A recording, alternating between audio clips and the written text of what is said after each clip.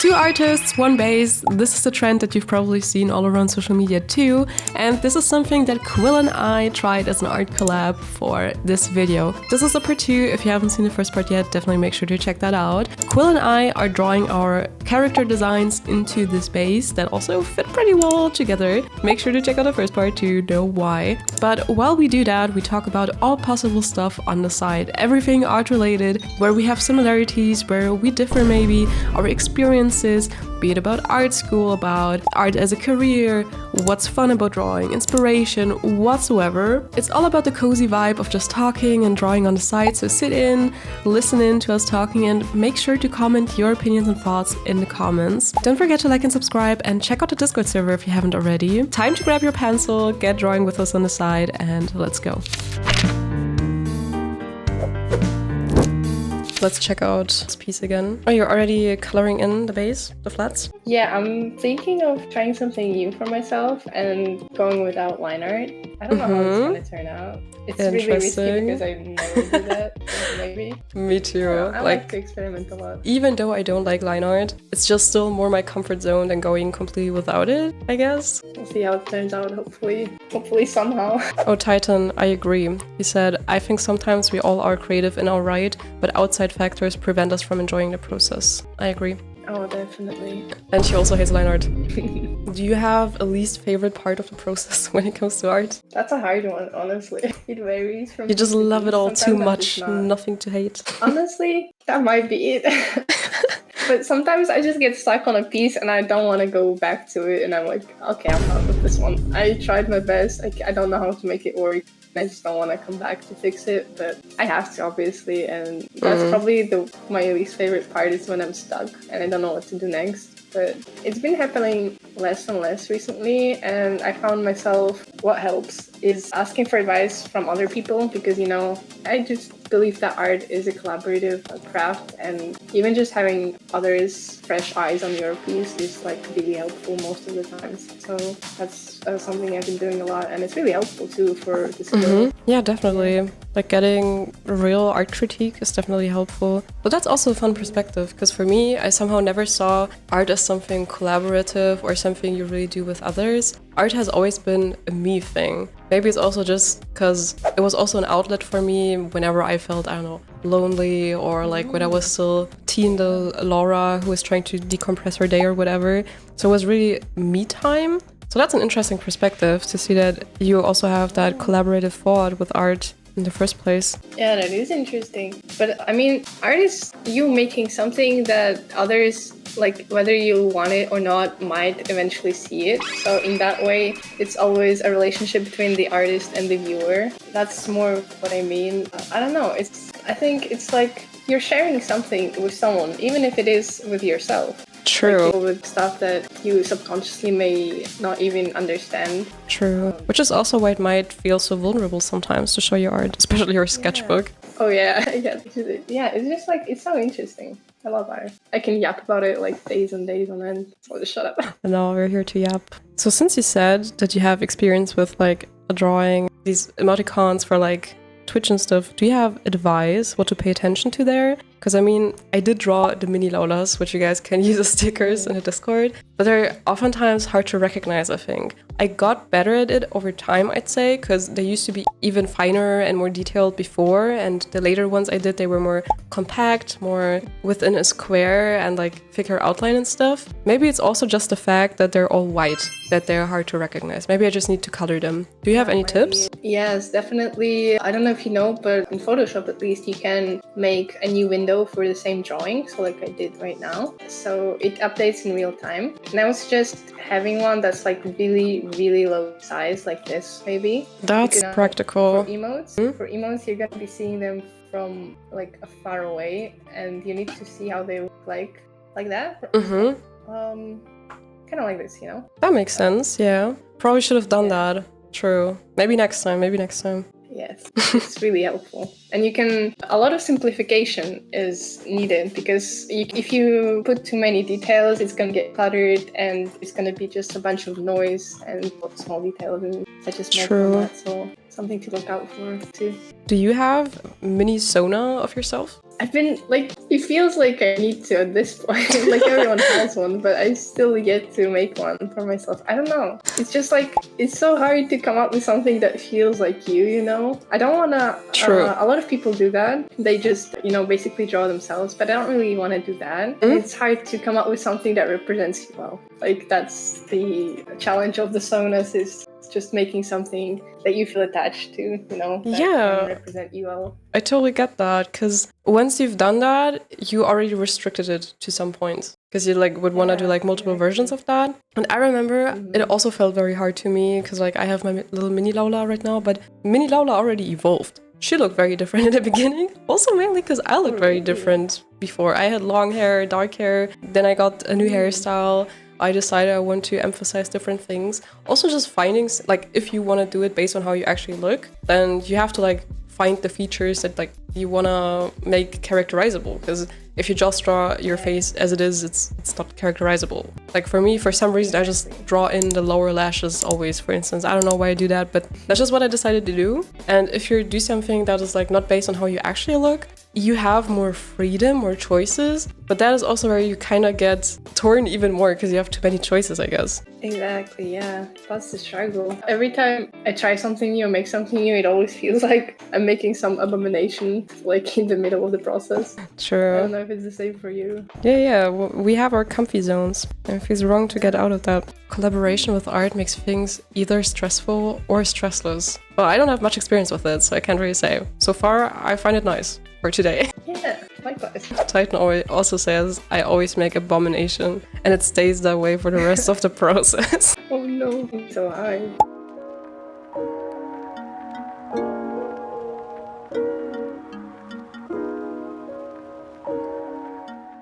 So interesting to see your process, like looking out the colors and all. Yeah, that's not my regular process. Still interesting. Which is why I'm like struggling a lot. Bro, who even does that pose? Like sticking your finger in your mouth like that? That's the beauty of the base. It's just insane. I wonder if it was based on like a picture, or you want to see the OG picture. Yes, true. A lot of those things are, so maybe there's a big chance that it is. I would love to see it too. In the photography channel and the Discord server, a lot of people also send like meme pics in there with like funny poses. I was actually considering maybe I should do a live stream where I just draw funny poses characters from that. Oh yeah. I love how silly the art community can be. Love it. Definitely, it's much needed silliness. It's needed to decompress the stress of being an artist. I would say, like you said, that you want to make the character a bit grim. You definitely see that vibe more now in the drawing you're making. It really comes across this time, I'd say. Yeah, she's supposed to be kind of grumpy, kind of, I'm too good for this stuff. A bit arrogant. Yeah, exactly. I was like trying to think if maybe there's some way we can combine the lore of Lydia and this character. She still doesn't have a name, right? Yeah, no idea. I just felt like, does it make sense? Because Lydia is a bit of a lonely wolf, I guess. But I don't know, what if she was like a lost sister or something? We're assumed dead, basically. But maybe that's a bit too random. Then I was like, what if it's someone who was also ostracized by society in her own way and found out about Lydia and kind of wanted to team up against the system or something? Maybe that, but since Lydia is a lone wolf, she's like not really on board with it, and this is like, this character can be like, I don't want to say stalker because that's like intense, but maybe like a follower, a wannabe, a fangirl, like that. Yeah, fangirl, exactly, kind of like that, yeah. Or what if, because in the story of Lydia, she becomes like cursed and stuff until she becomes a whole candle, and like the goddess of light or whatever gave her that second chance, and she gets like a second chance at life without that mark of sin and goes at the life normally again. What if after your character hears of her being gone, she's like, no, that can't happen. I will go into her footsteps and I will take the role now. And like basically after Lydia is trying to redeem herself, she's the next one who does it. Maybe. Wait, I like that a lot. It's really nice. Chad, what do we think? Do you have any more nice ideas? Do you like any of the ideas the most? Let us know. I don't even know how to improve the creative, storytelling and coming up with ideas. Like art is, I don't know, it's simple to me. If I suck at something, how to get better at that and that. But coming up with stories, I don't even know how to get better. I guess it's just very different process-wise. Because even when you draw a character and you still have no idea, you can still just start with anatomy and a random pose, which is like, you already know the drill, like coming up with a story. But then again, when you're used to designing characters, thinking of story elements might come even, like, you might get used to it at some point maybe if you practice it. But I also don't often do it. I don't know. I used to write a lot back in the day, so it's not completely new for me. I tried to like write books when I was still a teen. You know what, that? Oh yeah, I know that. Yeah, I tried to write there too. So it's like not completely new to me. But I really don't know if there are any tips to like how to improve it. I don't know. It was really difficult for me to also come up with a story for Lydia. I'm grateful that chat could help me that day in stream because I felt really uncreative. Sometimes there's also just uncreative days. Some days it just flows better than others. That's also the case. Definitely, yeah. Maybe some people are just built for it. Others are not so much. I don't like that thought. I don't know. Whenever it comes to something, it's like, maybe some people are just naturally more gifted or something like that. I'm like, no, it can't be. Yeah, you are able to learn anything. You can be anything you want. I don't like thinking that direction, but maybe sometimes that's true. I don't know. Yeah, I get that. It's like you want to not believe it, but you know, it's difficult. Is that just self-doubt? I'm pretty sure there are tips out there. I just don't know them. Like stuff that gets you into creative thinking. For sure, if I were to Google it, you would find some tips. Similarly, as to us artists, we go to Pinterest for like inspiration. There must be something for writers too, for sure. Yeah. I don't know how they do it. They probably just read a lot too, so maybe that's also how they get inspo. Yeah. I know that, there are TikTok pages actually where they do like little book prompts. I kept getting them a lot where it's like, what about this idea? Or what about a character with this basic arc? Like it's not a full fleshed out story. It's more like, someone who was this close before their goal, but then the nemesis appeared again. But it's really just a short prompt or like little revenge arcs or just some character descriptions a bit or like how they go about their goal. Maybe that's also helpful. Maybe. Yeah, it seems interesting. Like you need something to just like, you know, jump off of. True. Titan says usually creativity comes from limitation. I'd say I also partly agree. There's one practice you can do, for instance, where you just draw random blobs into your sketchbook, just random shapes with a marker or something, and then you make art out of that. Like then you use a pen to do line art, then maybe you make faces out of it. I still have it somewhere. Those faces looked super ugly, but also very creative. So that was very fun. Very creative face shapes and super large chin or whatever that wasn't even anatomically correct at all. But it really forces you to think outside the basic anatomy you learned. So those are good practices. Interesting. Yeah. I think I used to do that in school. I used to draw a lot in my notebooks instead of actually doing school. And that was one of the things that I did, is just like ask classmates to draw random shapes and then I would try to make something out of it. That's so cool. Fun. Yeah. Here someone writes, there's also a lot of writer stuff on Pinterest. I didn't know. Oh, really? How does that work though? Like, there aren't gonna be texts, right? Probably pictures. I can't imagine how it works. Do you get like prompt ideas there too? Or is it more like, imagine a character that looks like this? Or I don't know. I can't imagine it. I've seen like a little of that, but I didn't know there was a lot. Like for example, I've seen one picture basically where there's a bunch of synonyms for basic words like run, walk, or you know, maybe to give little ideas, maybe something like that. Yeah, that stuff I've seen. I just didn't know that's on Pinterest, since Pinterest is very picture focused. I'm completely losing track of my lines here. I don't understand what I sketched here. I have that so often, I don't understand it. I found a new kind of admiration for you because it's actually way harder to talk and draw at the same time, turns out. True, but you get used to it at some point, I guess. But yeah, if anyone asks again why I'm so slow in my streams when drawing, that's why. Because it's like, the brain is multitasking, the drawing, talking, looking at chat at the same time too. It was also really cool to talk with someone in the stream now. Like usually I just talk to myself, but that's really cool. Yeah. Thanks for doing this with me. Of course, thank you for inviting me and just like doing this collab. It's really fun. I really definitely needed something like that to just, you know, get the creative juices flowing. Oh, I have a lot of work to do art-wise, so I need to decompress a little, like you said. Yeah, we also gotta make sure that art stays fun, right? That it doesn't become just work.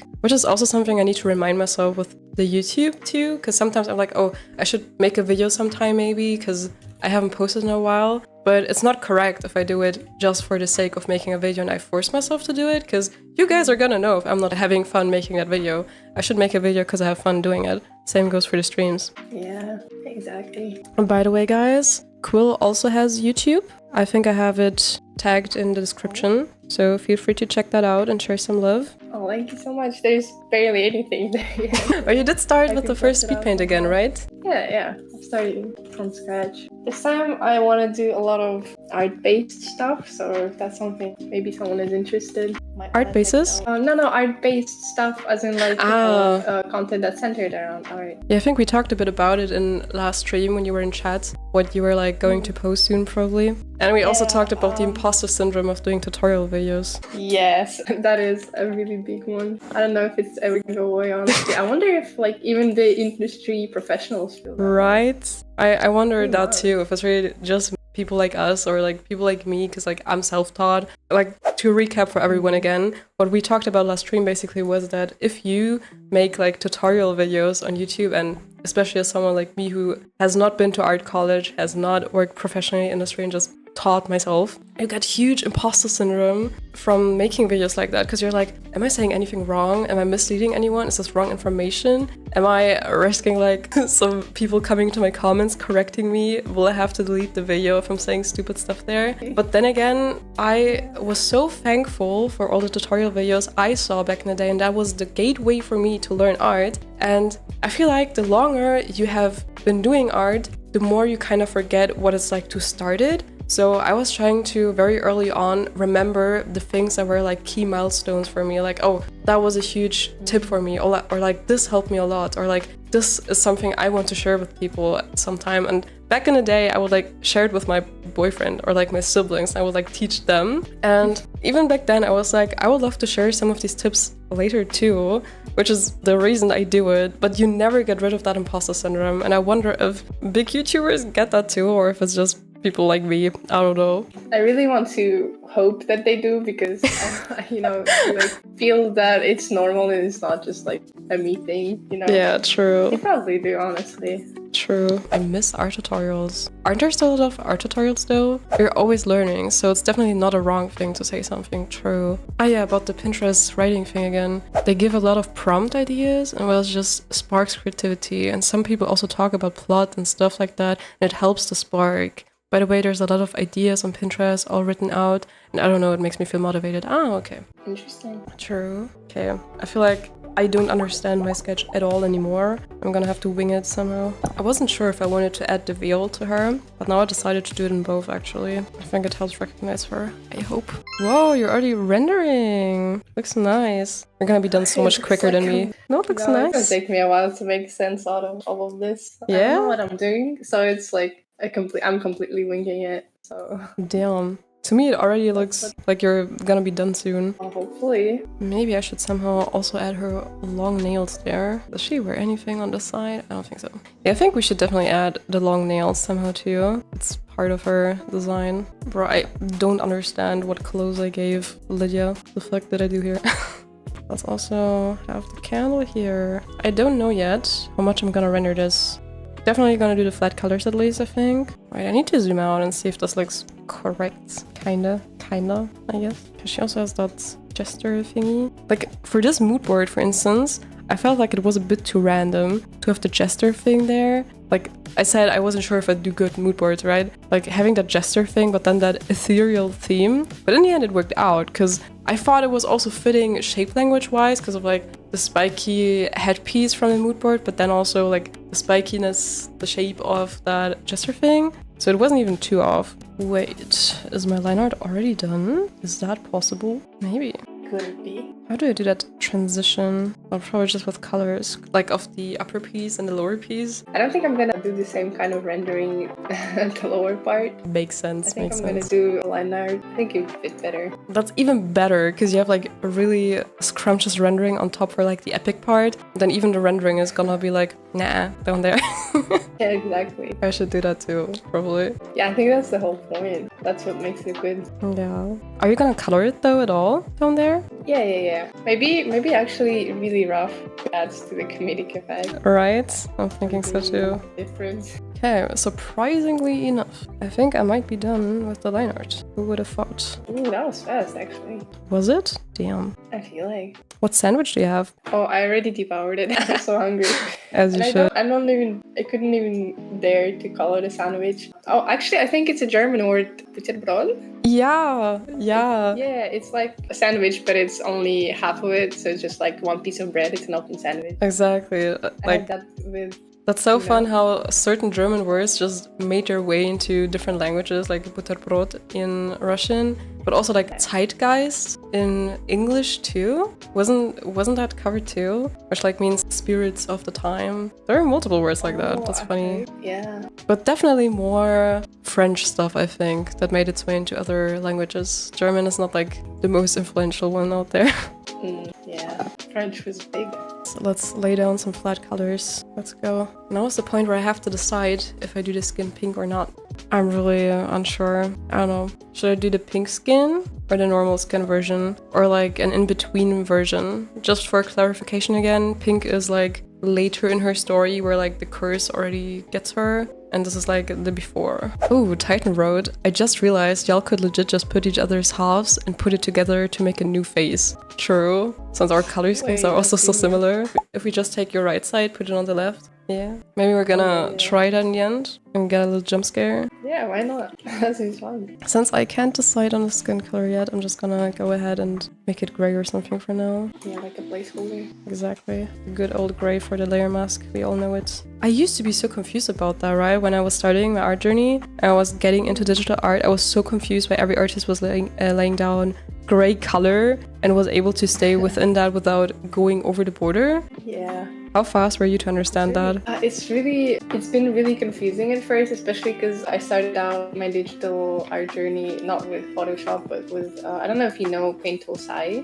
I do. I don't think I tried it, but it used to be much more popular back in the day, right? Yeah, exactly. I mean, it's nothing special. It's a lot more rudimentary than Photoshop, which is why I feel like, you know, the entry level is a lot lower than if you were to start completely new. But like we had clipping there and masks there, but I never used them. And when I switched to Photoshop and actually discovered the masks and stuff, it was a game changer. But it did take me like a while, at least a few years, to discover the true power of them. Yeah, like when you watched tutorials and Speedpaints, to a lot of artists, it was just so self-explanatory that they just didn't explain it. I feel like maybe I was just slow. I don't know. Maybe I just saw the wrong videos too. Who knows? But it took me a while, especially like the difference between layer mask, like the clipping mask, and alpha lock. Is there alpha lock on Photoshop? I'm not sure. But like Procreate has it. Here it is. Like under the color modes of the layer, like there's lock.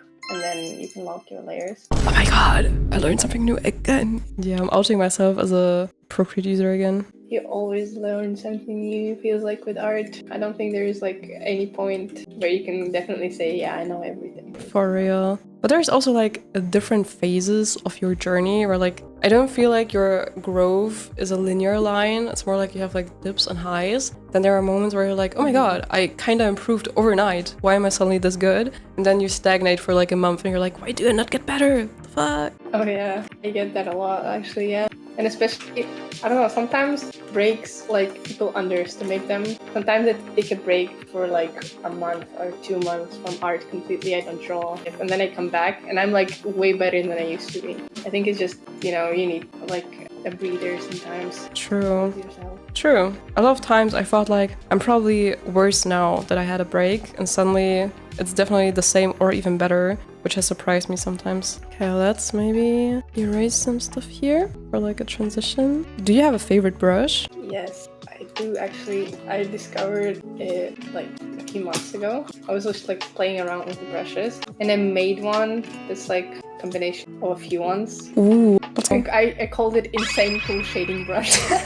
Hey, at least you called them something. I wouldn't even have given it a name, probably. I have like 30 brushes that are called a sampled brush. I tried making a new brush today, and I have never made a brush myself. I don't think I can do it. I don't get it. I mean, it's actually really easy. You don't have to import anything, any PNGs or anything. You just like, let me show you actually. Oh, tutorial live. Let's go. Yeah. Okay, so you make whatever you want to be taking your brush. Let's just do like this. I don't know, just like completely anything, any shape. And then you select it, and then you go to edit and define brush preset. Oh. And then you name it whatever. You name it sample brush 2523. And Have you already created you 2,503 brushes? No, I don't know why it does that, but look, it's a brush now. Wow, it's this easy? What? Yeah. It feels much more difficult And on then- Procreate though, I feel like. Yeah, you have to export PNGs and stuff. I Yeah. think. Thanks You for can adjust the explaining.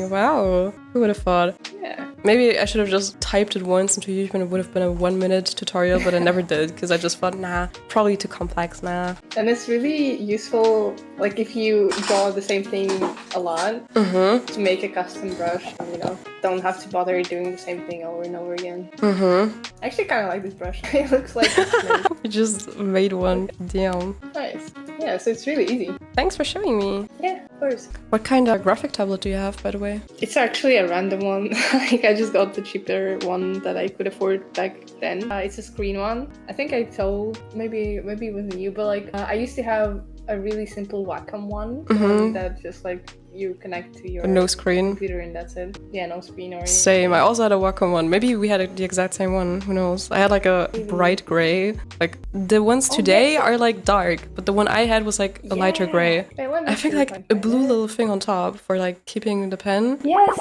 Did you have the same one? It was called Intos or something. But yeah. Yeah, maybe. Let me see. See, these are the new ones. I didn't have that. Yeah. I keep seeing them, and I'm like, damn, mine didn't look like that. Yeah, let me see. Old version. I think mine was called Intuos too. This one. Yes, I had the same one. Let's go. I had a really small one too, I think. I like had the smallest one maybe. Yeah, I think me too. That is And I just connected it to my old-ass laptop. And once you had a too big canvas, especially back in the day, you didn't know like what canvas size do I need, what the fuck is DPI. And yeah, like my laptop lagged really bad at some point because I think I made canvases that were too big and then like too many layers. Like that's even more work for your PC, laptop in my case. And especially if I used a smudge tool, tried using the smudge tool, like my whole laptop would crash. That was really bad.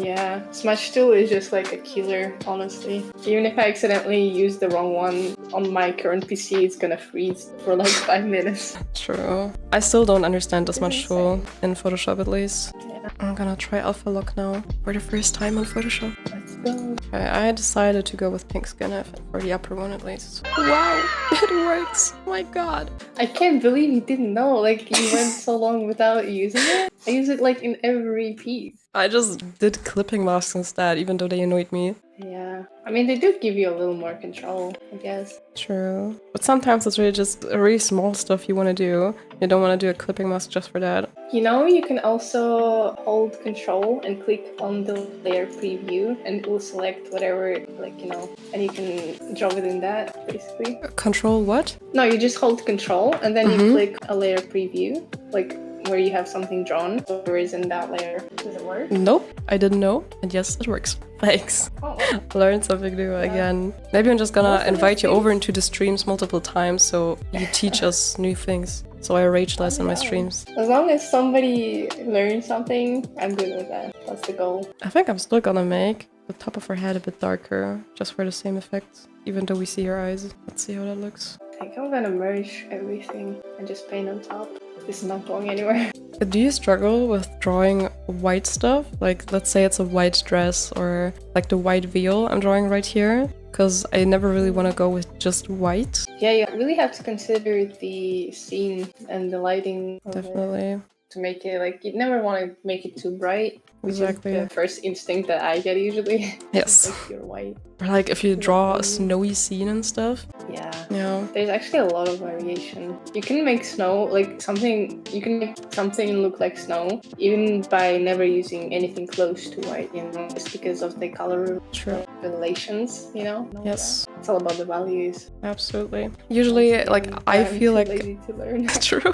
Studying reference definitely is good here. I'm just a bit too lazy, I think. Like, the one thing I did, like, study from reference was like, okay, usually it's a bit bluish. So that's kind of what I do. Yeah. I mean, everyone learns at their own pace. And Titan says, I don't use white for backgrounds. Hurts my eyes. Yeah, sometimes it's really just too bright. I really like adding a mid-tone to my background sometimes from the very start. Just like gray, warm gray or cool gray. Because a lot of times if you plan to draw a background in later, you can already get a feel of what the colors will actually look like with an environment. Because just a white background is very stark. Yeah, that's the right way. I think like it makes it easier to fit the character into the scene. It's also very fun if you have, like, if you draw traditionally and you use like toned paper. So you basically already have a mid-tone to work with, and then you don't only draw the shadows, but you can also draw over it with a white pen. I also love that. Oh yeah, that's so fun. I remember I was really unsure about which eye color to give Lydia. I still don't know if I'm happy with this one. Like, in the end, I just chose this. I don't know. I mean, you can always make it so it can change. You can make something up in the lore. True. See, we hold all the power. That's so goofy. Whenever I zoom out and I see the lower part, deciding colors, oh no. Would you say, Quill, you struggle with finding colors? Yes, so much. It's probably my weakest, side is color theory. I'm trying to learn a lot recently about it, and it feels like I'm getting better, but I don't know, I just neglected it for so long that I'm so bad at it. The color theory can also be so difficult. There's so much nuance to it. I feel like you can never learn color theory. There's always more. Yeah, that's true. Do you have a random thing you like to draw that doesn't even really make sense? Like, for me, it's just adding this dark part under the eyes. It's not even supposed to be eye bags or makeup. I just think it looks cool because of the contrast with the eye, but it doesn't really make sense that way. Do you have something like that? Honestly, probably the same. I really like drawing the little hatches under the eye. Yeah. Or maybe even like when it's super stylized, sketchy, I'll do like the face, and then I do like the same hatches but like on the nose. So it's like, I don't know, just like it helps define the face, True. Thanks, Marge. Just giving it a bit of texture too. Yeah, I like that. Yeah. Cool. My chair is so squeaky. That's the ASMR we need. Maybe I'm gonna do normal skin color for the mini Lydia down there. I imagine colors as values, but at the same time it's more than that. I don't know if I could go with that approach. Imagining colors as values is sometimes hard for me. Like, sometimes I try to go with grayscale first so that I can really focus on the values, because when I start with colors first, I notice sometimes later that I like there's not enough contrast, or I didn't pay enough attention to the values. So when I switch up my process like that, I did that in my most recent Speedpaint too, that I suddenly went with grayscale first. It was way easier to pay attention to the values, but then all of a sudden I struggled to get the colors. I don't know, that was weird for me, because usually I don't struggle with that, and I usually have much more fun with finding the colors, but at that time I struggled with that. So that's interesting when you switch up your process like that. Would you say you always go with colors directly, or do you also sometimes try grayscale? I like to thumbnail with grayscale, just like to get the really, really basic, shapes down and to make sure the composition works and all, but I rarely go full grayscale. But it seems fun. Like it seems like it could be fun. I don't know what it is, but definitely something I want to try sometime. I would definitely recommend it, because it just kind of pulls you out of that comfort zone I like to talk about all the time. So I think it's also just a great exercise if you want to try it. Yeah, I don't know, maybe you're gonna find out you like it actually, because honestly I was surprised that I did actually enjoy it quite a bit, because I really did like how the values were much stronger in my opinion. Yeah, and they play such a big role. I do struggle with adding the colors later though sometimes, also to not make them look too dull. Because you have to play with layer modes to get the colors above of it. I know some people also use what's it called? Color gradients and stuff. Was that the name? So yeah, but still, finding the right layer mode. I think I used a mixture of multiply and overlay. But I don't know, it's kind of, a lot of times it gets a bit too dull. But maybe that's just me. Maybe I need to figure out the technique. I mean, you can always mask the parts that you like and go over it and adjust basically whatever you want. Or even just using it as a starting point and get some ideas, and then you decide what you like, you take it, and then the rest you just, throw away. True. Would you say you're very structured when it comes to your layers? I mean, Wait, I gotta zoom in so everyone sees. There's structures somewhere in it. I mean, you have groups. You have groups. That is some structure. Yeah. I mean, I just don't like scrolling endlessly, so I just like usually close them and then open them up whenever I need it. Oh, that reminds me of this. But yeah, I don't know. I just find that the groups are probably the only organizing thing that I use, just because they're so convenient, you know? May I just say that I love how your piece looks already. I love that you add so much texture to your pieces and you have these harsh borders. I love that. Yeah. I mean, I have to pull myself away from using too many textures because like I tend to just, I don't know, I love them so much. It's so fun, but I feel you. Which is never good. So need to balance it out with some harsh edges. I feel you. Oh, I forgot a pink strand up here. Is your PC okay? No. I hear like some error or something. Oh wait, you can hear that? Oh no. Yeah, my tablet just like sometimes freaks out. I don't know why. Oh, there we go. Baby. I'm sorry about that. It's just the curse of the digital artist. Yes. I mean, it's also about my tablet being kind of old. I think it has something to do with it. Definitely needs an upgrade. Maybe I should also just blame it on that, because I have that open too. I hope you enjoyed it. Stay tuned for the final results and also for the cursed version when we mirror it and match it together. Don't forget to like and subscribe and check out the Discord server if you haven't already. See you in the last part. Bye!